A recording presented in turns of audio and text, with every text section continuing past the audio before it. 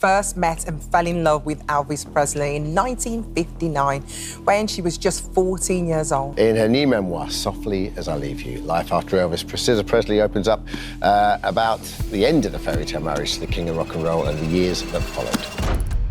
She was young, beautiful, admired, and free to start over, yet she never did. After Elvis Presley's demise, the world expected Priscilla Presley to move on, to remarry, and to leave the past behind. But year after year, decade after decade, she remained alone.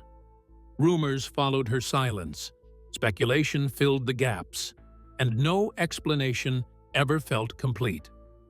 Now, at 80 years old, Priscilla has finally opened up about the real reason she never married again. And the truth isn't about loneliness, fear, or heartbreak. It's about a love that shaped her entire life before she ever had the chance to become herself. The silence that followed the king. When Elvis Presley died, the world mourned him loudly. Radios played his songs around the clock. Fans wept openly in the streets, and thousands gathered outside Graceland, holding candles and handwritten letters, as if refusing to believe that the king of rock and roll was truly gone. It was a grief that echoed across continents, overwhelming and impossible to ignore. Yet while the world cried out in pain, one woman mourned quietly, almost invisibly. Priscilla Presley did not rush to microphones or seek the comfort of public sympathy. Instead, she retreated inward, carrying a grief that words could never fully explain. As the years passed, people began to notice something unusual. Priscilla never remarried. Not once. She was still young when Elvis died, still admired, still beautiful, and still surrounded by opportunity. Yet decade after decade, she chose to remain unmarried. Many assumed it was loneliness, others believed it was fear, and some thought she simply couldn't let go of the past. But none of those explanations came close to the truth. At 80 years old, Priscilla finally revealed that her choice was not about refusing love, but about a love that had already consumed her entire youth before she ever had the chance to understand herself. To truly understand why Priscilla never married again, you have to go back to the moment her life changed forever, long before the fame, the marriage, and the heartbreak. You have to return to a quiet military town in West Germany, where a shy teenage girl unknowingly stepped into a destiny she was far too young to grasp. In the autumn of 1959, Bad Nauheim was an ordinary place, filled with American military families living quiet, structured lives overseas. 14-year-old Priscilla Beaulieu had just arrived there with her mother and stepfather, who was stationed with the United States Air Force. She was reserved, polite, and still trying to adjust to a new country, new customs, and a new school. Romance was not on her mind. Independence was not something she had yet tasted. She was still a child in every meaningful way. At the same time, Elvis Presley was living nearby, serving in the U.S. Army. At 24 years old, he was already the most famous entertainer in the world, adored by millions and surrounded by constant attention. Yet beneath the fame and admiration, Elvis was emotionally fragile. Just a year earlier, he had lost his mother, Gladys Presley, the person he loved most in the world. Her demise left him unsteady, grieving, and searching for something that felt safe and familiar in a life that no longer felt grounded. Their meeting happened at a small house party, casually arranged by someone in Elvis's circle. Priscilla was hesitant to attend, unsure of what to expect and nervous about being around adults. She chose a modest sailor-style dress, wanting to look appropriate rather than impressive. She had heard of Elvis, of course, but she had no idea what meeting him would mean or how deeply it would affect her future. When Elvis saw Priscilla, something about her immediately caught his attention. She wasn't loud or flirtatious like many women he encountered. Instead, she was calm, soft-spoken, and quietly present. Her dark hair, gentle expression, and innocence stood out in a way that felt comforting to him. In her, he saw something he had lost, something untouched by the chaos of fame. The age difference was undeniable and troubling. He was 24, and she was only 14. But in that moment, neither of them fully understood the consequences of what was beginning. Their conversation that night was light and simple, filled with small smiles and easy exchanges. Priscilla tried to keep up, both thrilled and intimidated by the attention of someone so famous. For a young girl far from home, being noticed by Elvis Presley felt unreal, like stepping into a dream she hadn't asked for but couldn't escape. As time passed, Elvis's attention grew more focused. He invited her back again and again, and with each visit, Priscilla became more emotionally attached. Her world slowly began to shrink until it revolved almost entirely around him. School became less important, her grades slipped, and her interest in everything outside of Elvis faded. She lived for the moments she could see him, counting the hours between visits as if her life depended on it. Her parents watched the transformation with growing concern. They worried about her age, the imbalance of power, and the intensity of the relationship. They tried to set boundaries, but each attempt to separate Priscilla from Elvis ended in tears and emotional breakdowns. To her, being pulled away from him felt unbearable, like being torn from the center of her world. Elvis, aware of their fears, knew how to reassure them. He arrived in full military uniform, polite and respectful, speaking carefully and thoughtfully. He promised that nothing inappropriate would happen and insisted that he wanted Priscilla to remain pure until marriage. He spoke of values and commitment, slowly earning their trust. Over time, the restrictions loosened, and Priscilla was allowed to see him more often. Despite her young age, Priscilla believed she was deeply in love. Elvis, meanwhile, believed he was protecting something fragile and special, even as he lived a very different life filled with temptation and freedom beyond her reach. When Elvis's military service ended in 1960, the reality of their situation became painfully clear. He returned to the United States, leaving Priscilla behind in Germany. The separation devastated her. Letters and phone calls kept their connection alive, but distance only intensified her longing. Elvis promised they would see each other again, reassuring her that this was not the end, but the waiting was agonizing. Eventually, at just 15 years old, Priscilla begged her parents to let her visit him in Memphis. After long discussions and strict conditions, they agreed. That visit marked a turning point. Elvis welcomed her warmly, but he also began shaping her more deliberately.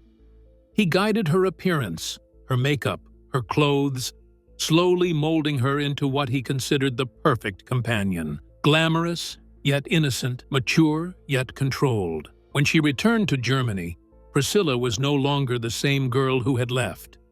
She was determined to be part of Elvis's world permanently, convinced that her life could not exist outside of his orbit.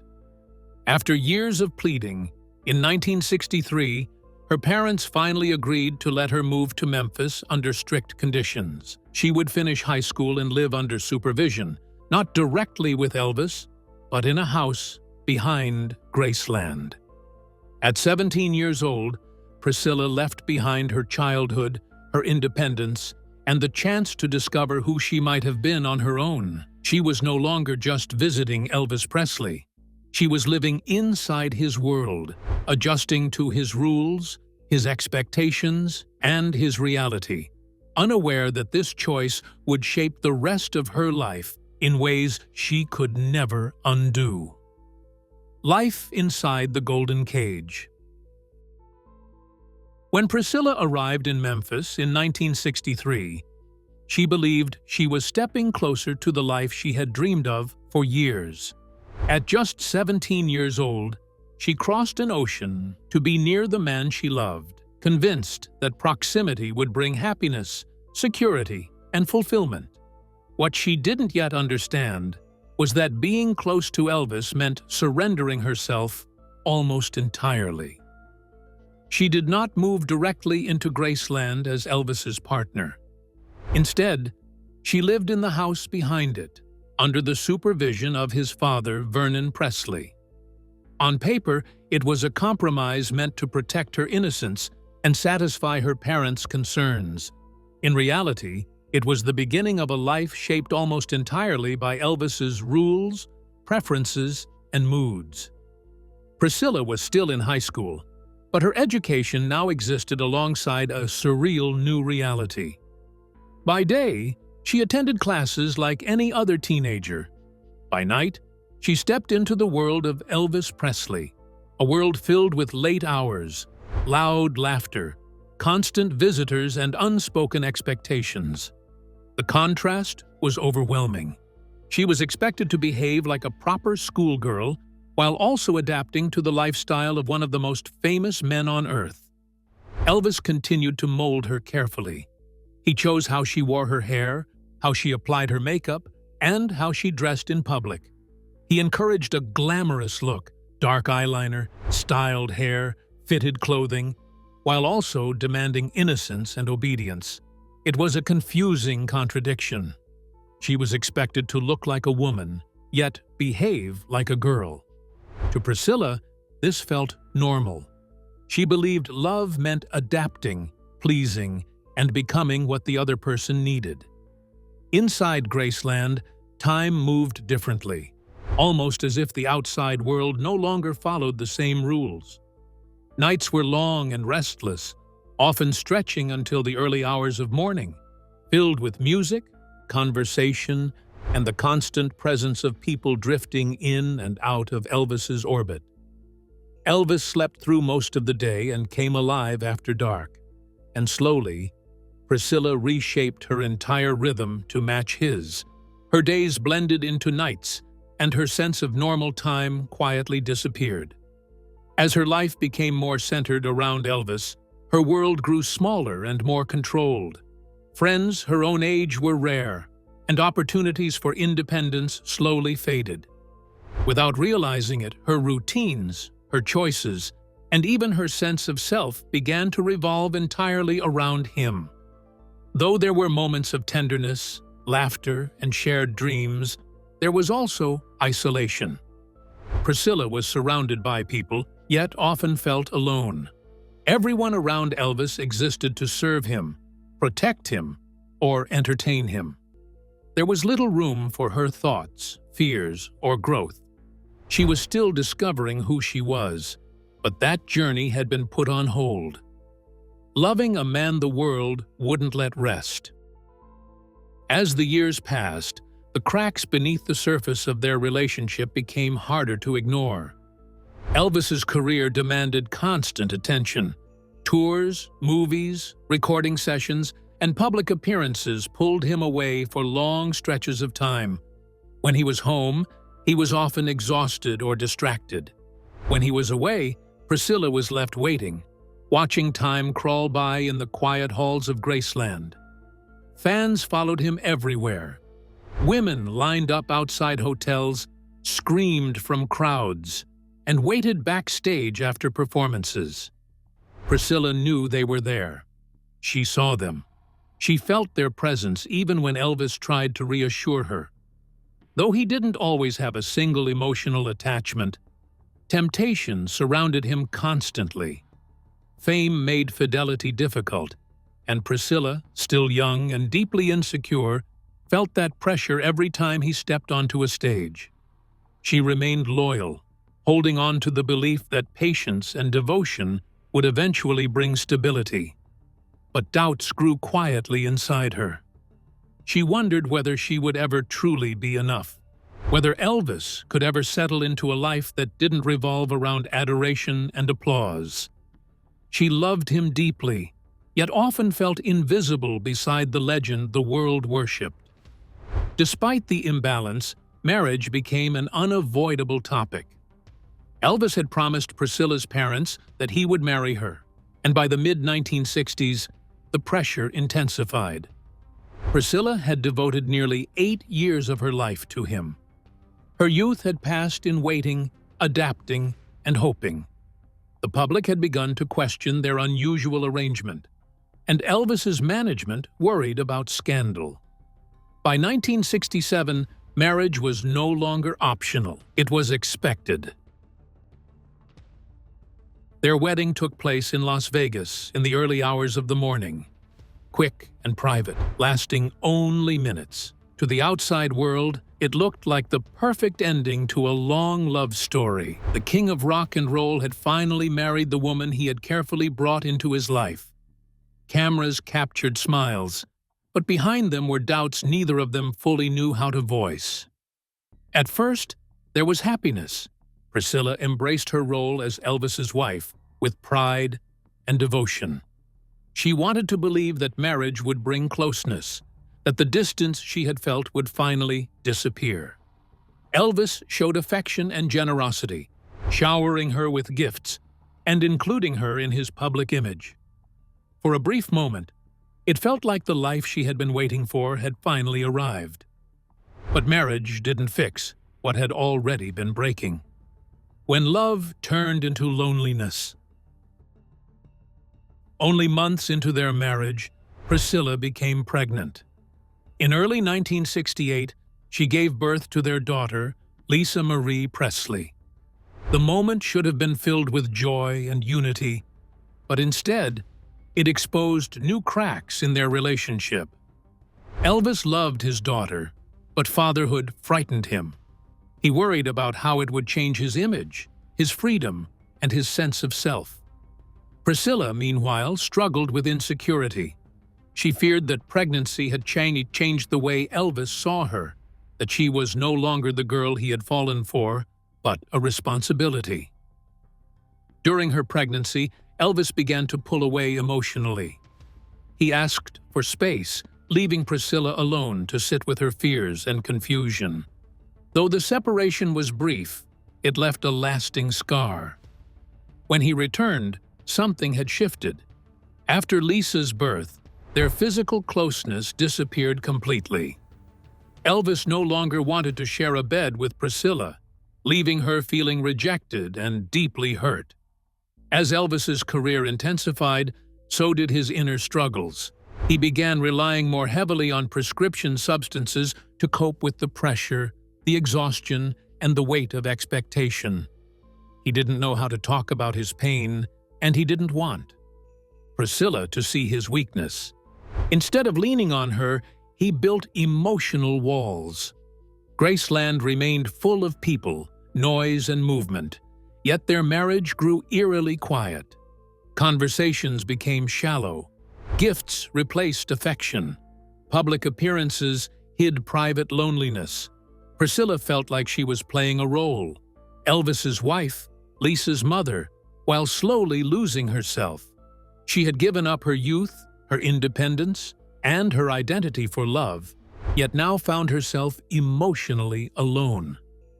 The fairy tale had faded, replaced by silence, waiting, and unmet longing. And deep down, Priscilla began to realize something painful. Love alone was no longer enough to survive the life she was living the moment she finally chose herself. By the end of the 1960s, Priscilla Presley found herself living a life that looked perfect from the outside, but felt painfully empty on the inside.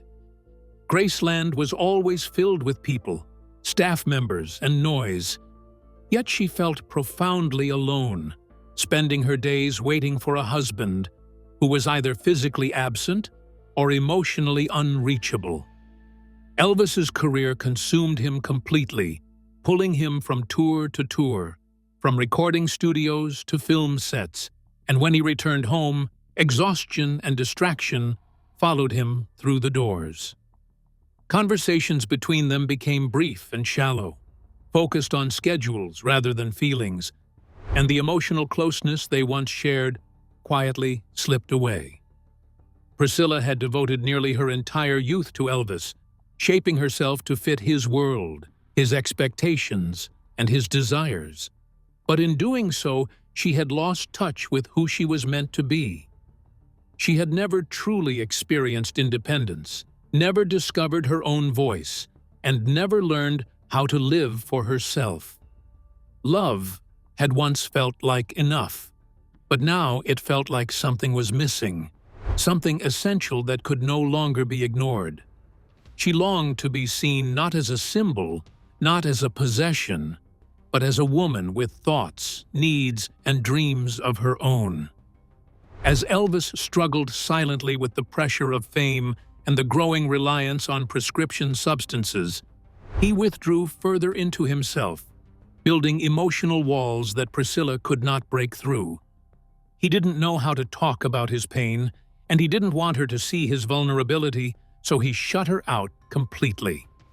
The more distant he became, the more invisible she felt, until loneliness became her constant companion. In search of something that belonged only to her, Priscilla began taking private dance lessons, hoping to reconnect with joy and movement after years of emotional stillness. What began as a simple escape slowly became a lifeline.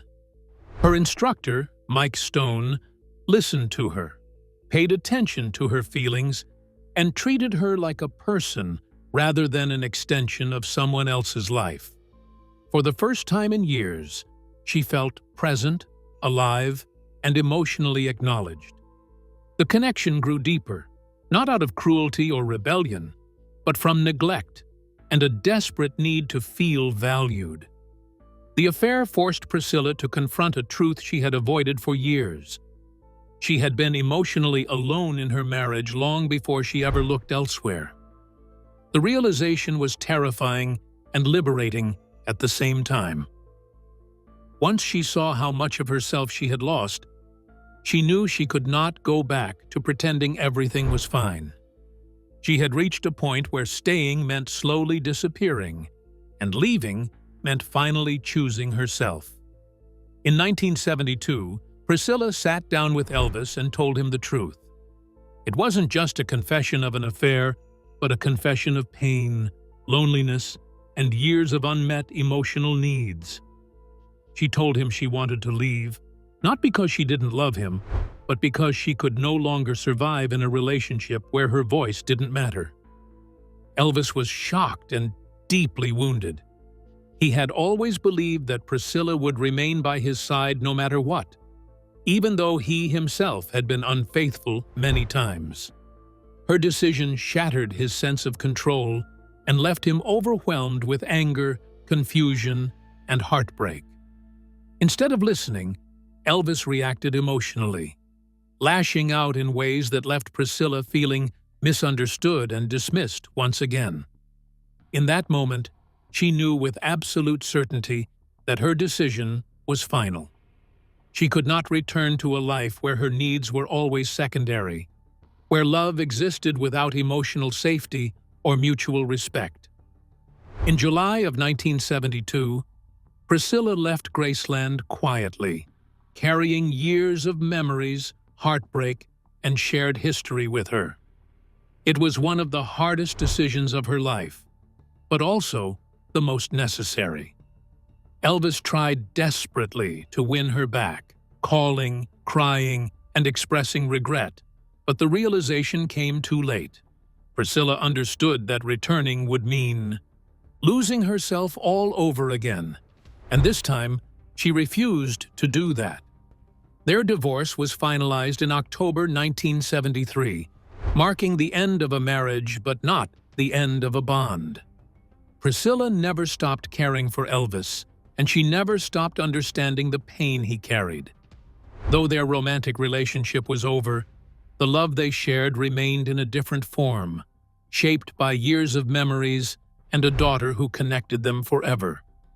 Priscilla walked away not out of anger or bitterness, but out of a need to survive, to reclaim her identity, and to finally live a life that belonged to her. After the king fell silent. After Priscilla left Graceland, Elvis Presley's world began to unravel in ways that even his closest circle could no longer ignore. The woman who had been quietly grounding his life since his youth was gone, and without her presence, the loneliness he had always carried grew heavier and more dangerous. Though the world still saw him as the king of rock and roll, adored by millions and celebrated everywhere he went, behind closed doors, Elvis was deeply exhausted, emotionally isolated, and struggling to hold himself together. His career never slowed down. In fact, it intensified. His manager, Colonel Tom Parker, continued to push him into relentless touring schedules, booking show after show, with little concern for his health or emotional well-being. Elvis felt trapped by his own fame, unable to step away without disappointing the world that demanded perfection from him. The pressure to perform, to stay relevant, and to remain larger than life weighed on him constantly. And without Priscilla by his side, he no longer had anyone who truly challenged him to rest or take care of himself. To cope, Elvis leaned more heavily on prescription medications, using them to sleep, to wake up, and to numb the emotional pain he never learned how to express. His body grew weaker, his eyes lost their spark, and the joy that once radiated from him slowly faded. His home was still full of people, yet he felt more alone than ever, surrounded by those who benefited from his success but rarely protected his well-being. Despite everything, Priscilla never stopped caring. From a distance, she worried about him, fully aware of the fragile state he was in. Their relationship had changed, but the bond they shared did not disappear. They spoke occasionally, especially about their daughter, Lisa Marie, whom Elvis loved deeply but struggled to fully connect with after the divorce. When Lisa visited her father, there were moments of warmth and affection, but Elvis was often tired, distracted, or overwhelmed, unable to be the steady presence she needed.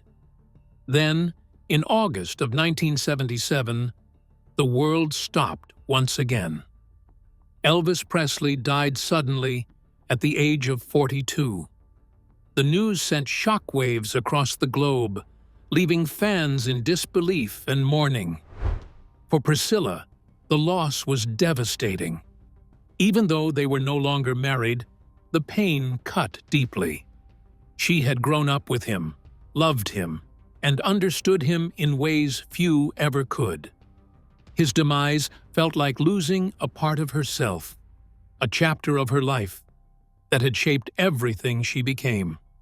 Lisa Marie was only 9 years old when she lost her father, too young to fully understand what had happened, yet old enough to feel the weight of his absence.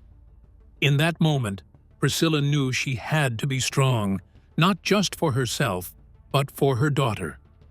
She became Lisa's anchor, guiding her through grief while carrying her own quietly. After Elvis's demise, Priscilla stepped into a role she never expected to hold. Lisa Marie was named the sole heir to Elvis's estate, but the reality behind the legacy was troubling. Graceland was costing hundreds of thousands of dollars each year to maintain, and there were serious discussions about selling it. Many believed the estate would collapse under financial strain, but Priscilla refused to let Elvis's home and memory fade away. She took control, learning the business side of the legacy she had once felt trapped inside.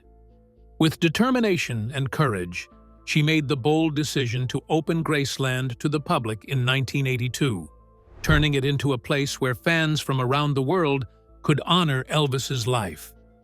What many doubted would fail became an enormous success, transforming Graceland into a thriving tribute and securing Elvis's legacy for generations to come. The home that once felt like a cage to Priscilla became a symbol of strength, resilience, and preservation. As the years passed, Priscilla began building a life that finally belonged to her. She pursued acting, appearing in popular films and television shows, and proved that she was more than just Elvis Presley's former wife. She became a businesswoman, a mother, and a protector of history. Yet, despite new opportunities and long-term relationships, Priscilla never remarried. Elvis had been the defining love of her life, not because their relationship was perfect, but because it shaped her entirely. She had seen him at his best and his worst, in moments of joy and moments of deep pain. Their bond was too profound, too complicated, and too permanent to replace. To her, marrying someone else would have felt like closing a chapter she was never meant to erase. Instead, Priscilla chose a life of quiet loyalty, honoring the past without being imprisoned by it. She dedicated herself to raising Lisa Marie, protecting Elvis's legacy, and living with the understanding that some loves do not fade, even after goodbye. In the end, Priscilla's story was never about refusing happiness or living in the shadow of a legend. It was about surviving a love that consumed her youth, learning to reclaim herself, and carrying forward the memory of a man who changed her life forever. A love that never needed replacing. In the years that followed, Priscilla Presley learned how to live with memory rather than loss, understanding that love does not always end when a person is gone, but often changes shape and settles quietly into the soul. She did not attempt to erase Elvis from her life or pretend that their story had never happened, nor did she allow herself to be trapped in sorrow or regret. Instead, she carried him with her in a way that was gentle, private, and deeply personal, allowing the love they shared to guide her forward, rather than hold her back. People continued to wonder why she never remarried, why a woman so admired and full of life chose to walk alone rather than seek another partner. But Priscilla understood something that few others could fully grasp. She had given her youth, her identity, and her heart to a love that entered her life before she had the chance to truly discover herself. That kind of love does not simply fade or make room for another. It leaves an imprint that becomes part of who you are, shaping your choices long after the relationship itself has ended. Rather than seeking another marriage, Priscilla chose meaning and purpose. She devoted herself to protecting Elvis's legacy, not as someone frozen in the past, but as a woman who knew the man behind the myth. Through determination and care, she helped preserve Graceland as a place of remembrance, allowing fans from around the world to connect with Elvis not just as a global icon, but as a human being who loved deeply, struggled quietly, and gave everything he had to the world. Her most important role, however, was as a mother. Priscilla became a steady presence in Lisa Marie's life, offering understanding that only someone who had truly known Elvis could provide.